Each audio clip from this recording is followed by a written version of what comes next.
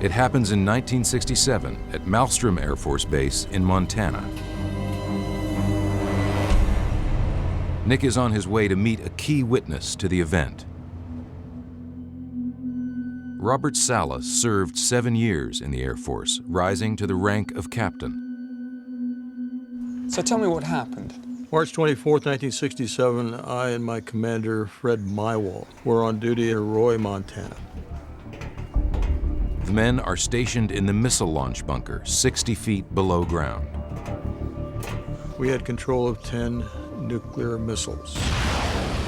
The Minuteman I.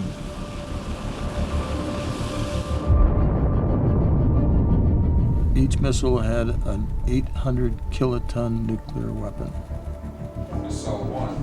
If ordered, it's Salas's job to launch the warheads. I was on alert status. In other words, my commander, Fred, was taking a little nap break. Sometime in the early morning hours, I get a call.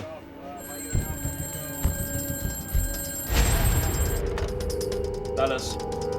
On the other end of the phone is a terrified guard stationed above the bunker. He's screaming into the phone. He's yelling, "Sir, I'm looking out the front gate. I see this glowing red object." The strange red object is moving like nothing the guards have ever seen before. They were flying very fast across the sky, stopping on a dime, reversing course, making 90-degree angle turns, making no noise. These guys were very, very frightened. It was a critical situation.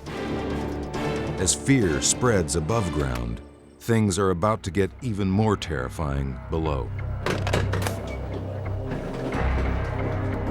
I need you to wake up. I've got the wheel. Salas wakes his commander and tells him the guard's report of a UFO above the base. Suddenly, the unthinkable happens.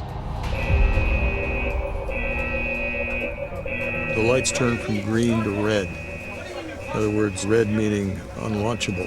Everything went red. All 10 missiles were disabled, every single one of them.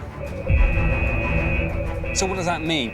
It means if we were given the order and if we had to go through our launch procedures, they couldn't be launched. This was an inexplicable situation. With the missiles down, America's nuclear shield is compromised. What was going through your mind when all this was happening? You know, I'm thinking we're under some sort of an attack. As Salas and his commander desperately try to get their missiles back online, they learn that a week earlier, another missile launch crew at Malmstrom Base reported seeing the same strange lights. And seconds later, their nuclear warheads also go offline. All 10 of their missiles went down while a UFO was overhead. All 10 of our missiles went down.